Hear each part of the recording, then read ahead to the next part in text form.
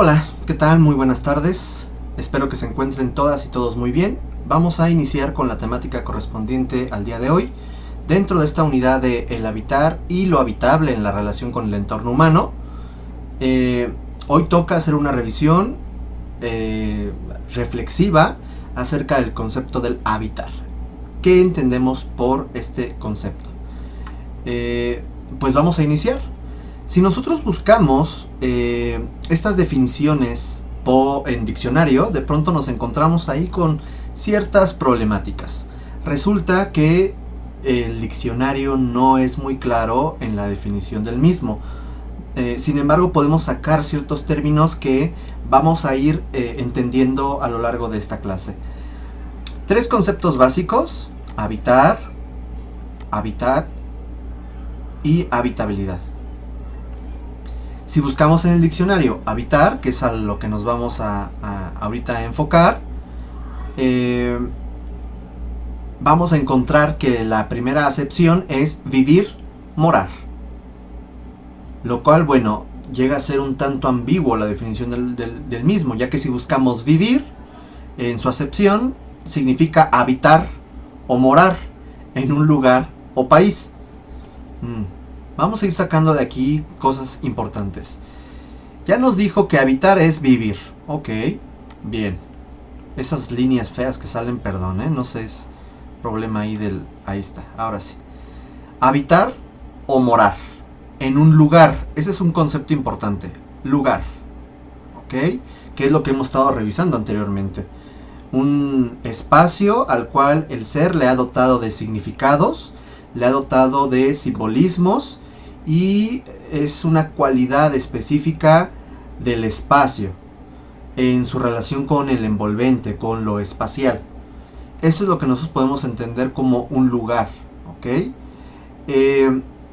Este lugar es importante señalar que además nos está implicando esta relación de que yo ahí voy a vivir. O sea, voy a vivir en un espacio con un significado, ¿ok? Traduciéndolo un poco. Luego, morar. ¿Qué rayos es morar? Morar se refiere a habitar, vaya, los diccionarios. O residir, este es un concepto importante, habitualmente en un lugar. Otra vez se repite el término lugar. ¿Ok? Y si buscamos nosotros qué rayos es residir, nos dice que es estar establecido en un lugar.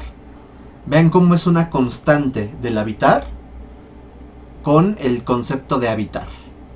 Recordando, habitar es un espacio al cual el ser le ha dotado un significado, algún simbolismo, o que es importante para ese ser, por algún motivo. Entonces nosotros podríamos deducir que el habitar va a relacionarse con otros conceptos. El vivir, el estar, residir, que residir tiene que ver mucho también con esta idea de enraizarse, generar alguna especie de vínculo con un lugar. Podríamos nosotros ahorita de forma general decir eso. El habitar es generar un vínculo, una relación con un lugar, con un contexto, con un espacio. Pero para esto tenemos que hacer una revisión de reflexiones de algunos teóricos. Voy a citar a 4 teóricos para nosotros tratar de ir entendiendo, hilvanando o generando una reflexión en torno a este concepto. Tenemos a un mexicano, arquitecto, docente, Alfonso Ramírez Ponce, el cual nos dice: la arquitectura ha sido la creación necesaria de un espacio humanizado, un espacio hecho a imagen y semejanza del hombre, para que éste sobreviva, y un espacio en el que el hombre pueda habitar, un espacio antropomorfizado. La esencia de la arquitectura radica en ese espacio interno. Vean cuántas veces está repitiendo el término de espacio. Espacio. Y las características que debe llenar para satisfacer las necesidades del hombre. Aquí está generando un vínculo esencial que nos señala como básico en la arquitectura, y lo hemos estado repitiendo a lo largo de las diferentes clases que hemos tenido. La relación estrecha entre la necesidad, las actividades y el espacio. Es un vínculo de estos tres elementos. De no corresponder a ese vínculo, pues bueno, se va a comenzar a desarticular la propuesta final con la demanda específica. Una casa, porque aquí les comento que la casa la vamos a comenzar a utilizar de aquí hasta prácticamente el final del semestre como un caso de estudio, para nosotros ir entendiendo a qué se refiere el habitar desde el concepto de casa y luego verlo reflejado en otro tipo de géneros arquitectónicos. Una casa solo es tal cuando el hombre la habita, la vive colmándolo con sus costumbres, sus anhelos, sus angustias y sus sueños. Y esta es aquí una frase muy importante, porque entonces nos está diciendo que la relación de una casa con el ser, estas son definiciones que él manejado, creo que al día de hoy lo adecuado es manejar aquí ser, cuando el ser la habita, otra vez habitar, ese vínculo, esa residencia, el enraizarse con un lugar. Eso quiere decir que una casa termina siendo tal cual cuando el ser comienza a experimentar el vivir en ese lugar. Cuando comienza a ajustarla, a modificarla a partir de sus sueños, sus deseos, sus anhelos. Fíjense cómo comenzamos nosotros a manejar aquí entonces un tema un tanto subjetivo y complicado, porque ¿cómo poder generar espacios así? Gaston Bachelard, que es conocido porque tiene un libro llamado La Poética del Espacio, nos habla de que la casa representa aquel conjunto que integra los pensamientos, los recuerdos y los sueños del hombre. Cámbienle por ser. La casa representa aquel conjunto de pensamientos. Otra vez relacionando algo netamente físico con algo netamente personal, abstracto, que tiene que ver con las memorias, con la conciencia de cada uno. El pasado, el presente y el futuro actúan sobre ella de forma dinámica, confiriéndole cada vez un sentido. Ese es otro punto importante. Entonces tenemos más o menos esta idea de que el habitar es una relación, un vínculo con un sitio. Que la casa termina siendo una especie de escenario en donde el ser comienza a manifestar todos estos elementos de su conciencia, vivencias, experiencias.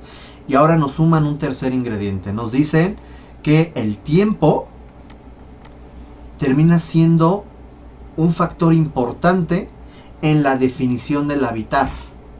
¿Ok? Vínculo, conciencia y tiempo. Ahorita podríamos decir que hay estos tres conceptos. ¿Ok? Analogía lámpara-sol, sol-lámpara. ¿A qué se refiere Gaston Bachelard con esta analogía? Él nos dice: el sol es lo que ilumina el mundo y la luz es el principio de la centralidad. La lámpara nocturna que ilumina la mesa es también el centro del mundo, y la mesa iluminada es ella sola un pequeño mundo. Esta analogía se refiere a un cambio de escalas, en donde de pronto nuestra mesita de noche podría ser nuestro propio mundo. ¿A qué se refiere con esto? Que de pronto este vínculo que se genera con el espacio, no hay una escala específica. Sí podríamos hablar quizás de un imaginario colectivo, como lo que estuvimos revisando anteriormente, y qué es para muchas personas el significado de un sitio, eso sí, pero quizás tu habitación, tu estudio, tu casa, tu vecindario, tiene ciertos elementos que se convierten en tu círculo, en tu mundo. De hecho, tu casa guarda justamente esa idea, es tu primer mundo. Cuando ustedes, que seguramente ya han proyectado algún tipo de vivienda, tienen que diseñar una casa, les cuesta muchísimo trabajo romper con el esquema de las casas que ustedes tienen aquí, que por lo general son las casas que ustedes han habitado. Las casas, o a lo mejor solo han habitado una casa en toda su vida, Y tratar de salir de ese esquema es complicado, justamente por esto. Es más, tu propia habitación se puede convertir en tu propio reino. Ahí tú haces y deshaces. Lamentablemente algunos comparten la habitación con el hermanito o la hermanita. Ahí es complicado. Gastón Bachelard también nos dice: la casa es un lugar privilegiado para estudiar las fenomenologías. Entonces, ya habíamos nosotros hablado de 3 conceptos. Vínculo, ¿no?, entre el ser y el espacio, el lugar. Habíamos hablado de la conciencia, que podríamos ahora sustituir por las fenomenologías. Acuérdense que esta fenomenología es este aspecto en donde de pronto podemos entender la arquitectura a partir de las emociones, las sensaciones, los recuerdos, la memoria y la misma conciencia. ¿Ok? Nos dice entonces: para estudiar la fenomenología de los valores de intimidad del espacio. Intimidad es otro término importante. Tiene que ver con una privacidad. Tiene que ver con una relación propia o muy estrecha entre muy pocos individuos con ese espacio. ¿Ok? Entonces podríamos hablar de un cuarto punto. El aspecto de la privacidad. Porque la casa en sí es la manera de cómo habitamos el espacio vital. Representa nuestro rincón del mundo, nuestro primer universo. La casa natal desarrolla en nosotros una jerarquía de las diferentes formas de vivir y habitar. Todas las demás casas en las que podemos vivir a lo largo de nuestra vida son solo variaciones de esta. ¿A qué se refiere aquí? Que de pronto nuestra memoria, nuestra forma de entender el mundo, nuestra forma de enraizarnos con un lugar, con una casa, de alguna u otra forma vamos a tratar de irlo replicando en futuras casas, en futuros lugares. Y eso es muy, muy importante, porque tú ya tienes un estilo y un modo de vida. Todas las demás casas, no. En ella, la memoria y la imaginación trabajan mutuamente, constituyendo una comunidad del recuerdo y de la imagen. Es justo lo que les estaba diciendo. Y si nosotros de pronto cambiamos un poco de ámbito y en lugar de decir casa, que es ahorita como el caso de estudio básico para entender la habitabilidad, y hablamos el cómo habitamos una escuela, el cómo habitamos una oficina, el cómo habitamos el proyecto que ustedes quieran, estoy muy seguro que todos tienen una forma de apropiarse de su espacio, de trabajar en su espacio. Y si de pronto les cambian el sitio, van a tratar de generar los mismos esquemas. A esto se refiere esta indicación. De ahí la gran importancia cultural y, por ejemplo, este caso que jamás lo vamos a olvidar, las famosas casitas de Yucatán. No porque tú tengas una forma del cómo se habita, significa que otras personas habitan igual que tú. No. Porque ahorita vamos a ver que hay ciertos condicionantes que nos dicen el cómo se vive en otros lugares y que nosotros tenemos que entender. Todo espacio, y esto por favor tatúenselo en el corazón, va a ser una frase importante para el trabajo final. Todo espacio realmente habitado lleva como esencia la noción de casa. Y es esto que les decía, de pronto si ustedes están trabajando,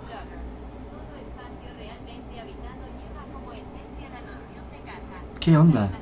Me estaba escuchando Google y me buscó la poética del espacio. No, cállate. Bueno, todo espacio realmente habitado lleva como esencia la noción de la casa.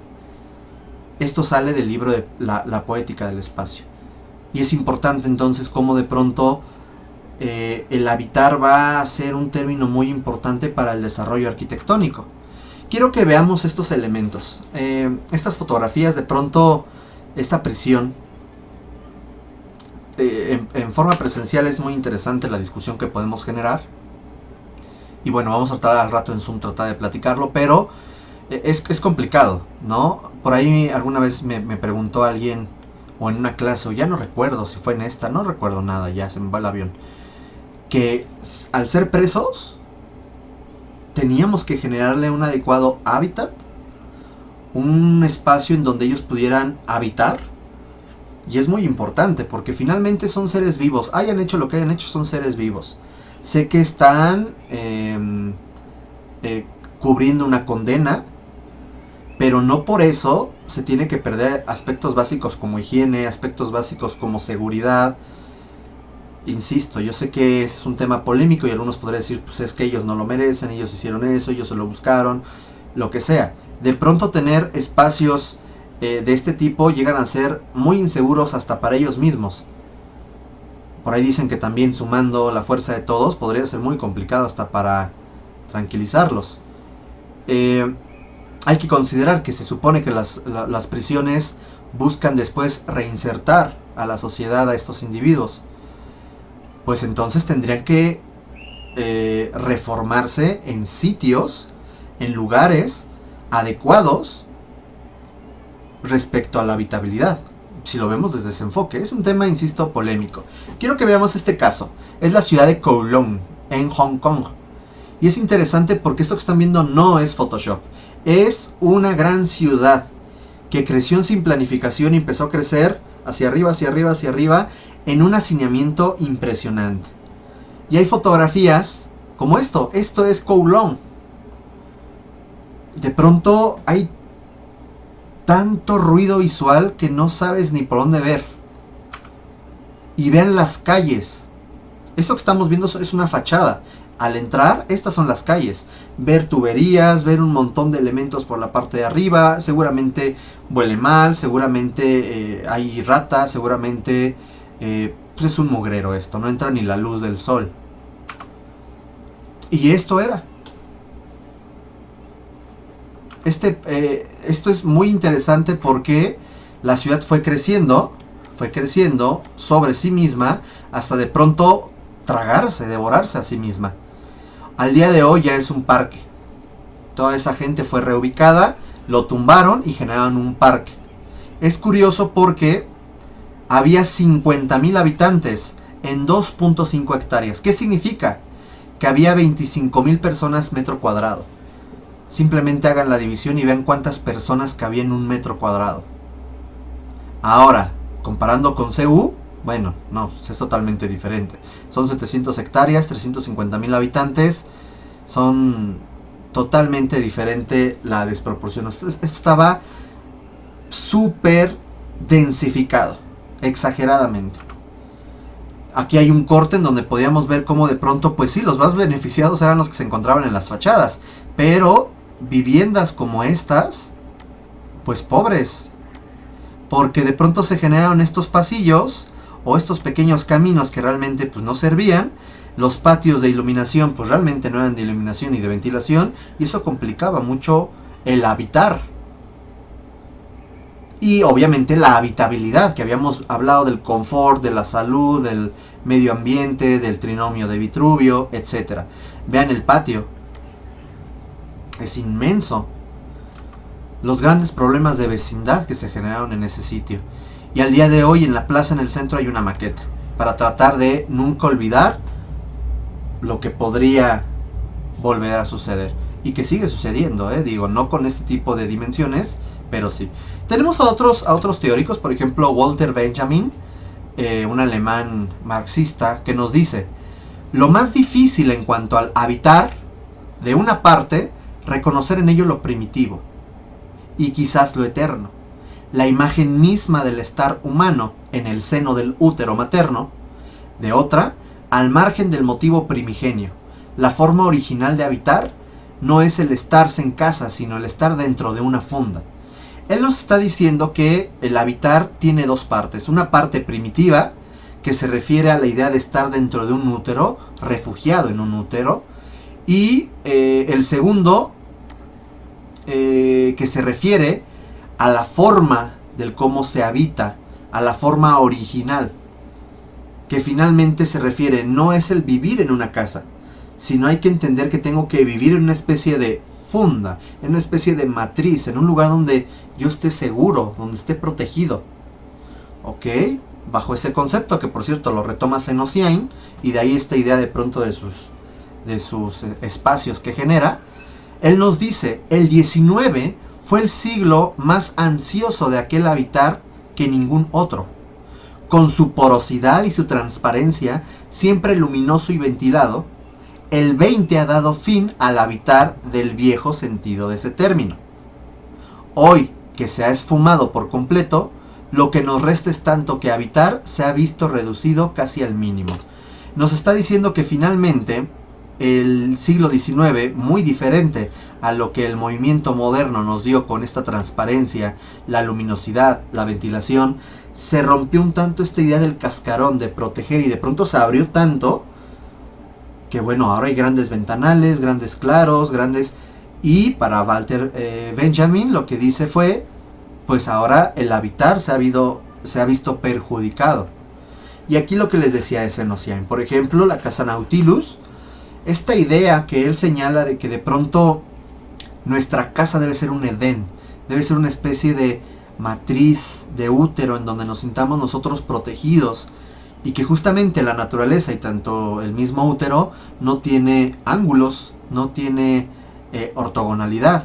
Por lo tanto, él plantea estos elementos, estas superficies curvas, sinuosas, que de pronto con el juego de la luz y la vegetación pareciera que te está envolviendo.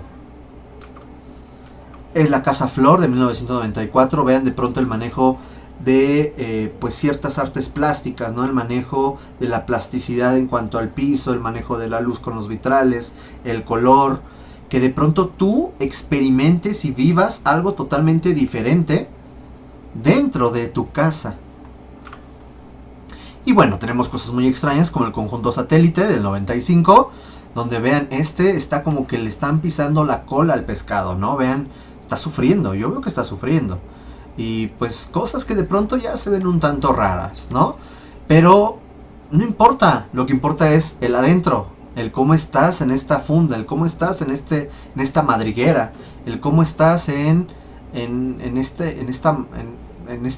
¿cómo decirlo? En este útero. Ya lo de afuera es circunstancial, es el cómo es la forma a partir de un aspecto funcional.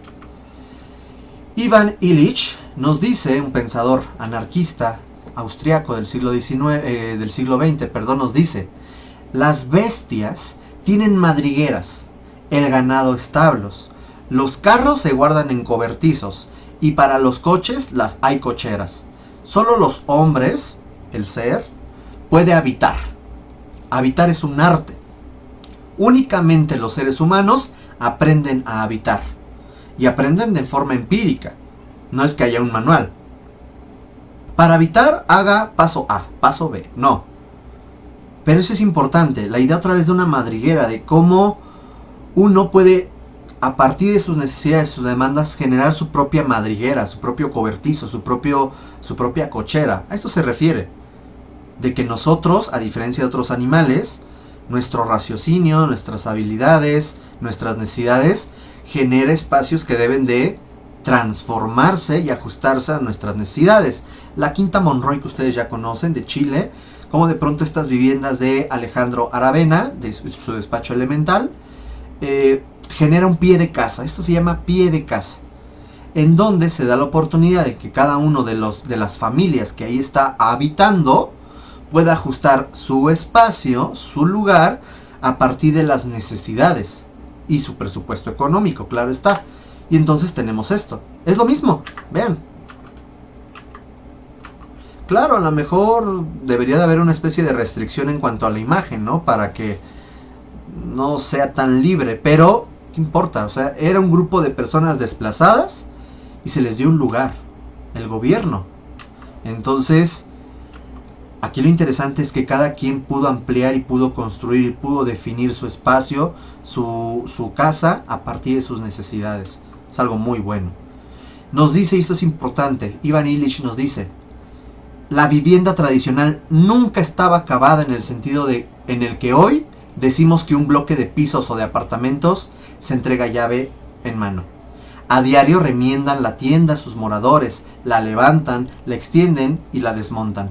La casa de labor florece o decae con la prosperidad y el número de sus ocupantes. a menudo puede apreciarse, desde lejos si los hijos han abandonado ya el hogar paterno y si los viejos han muerto. Fíjense qué importante. Entonces, la casa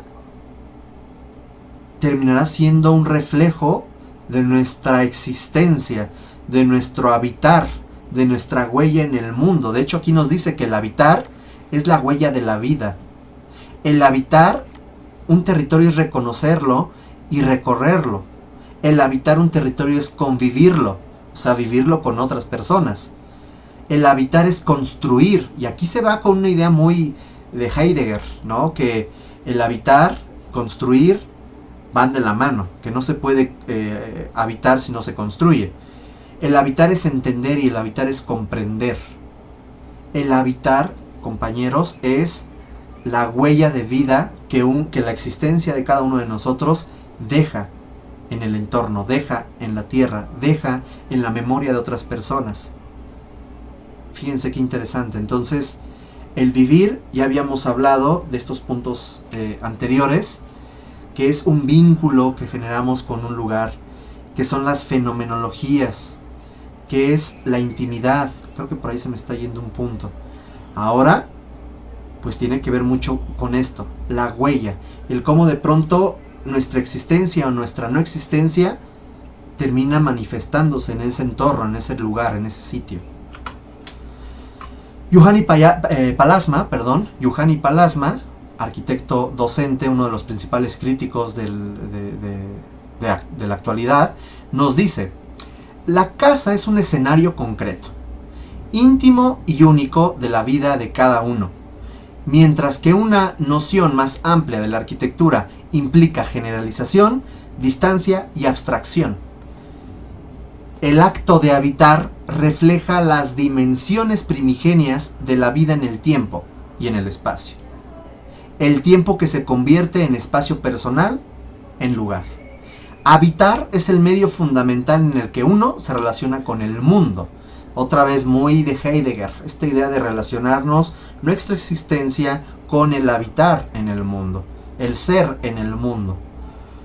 Esta idea de que de pronto la casa es un escenario íntimo, ya lo habíamos platicado anteriormente, y único de cada uno.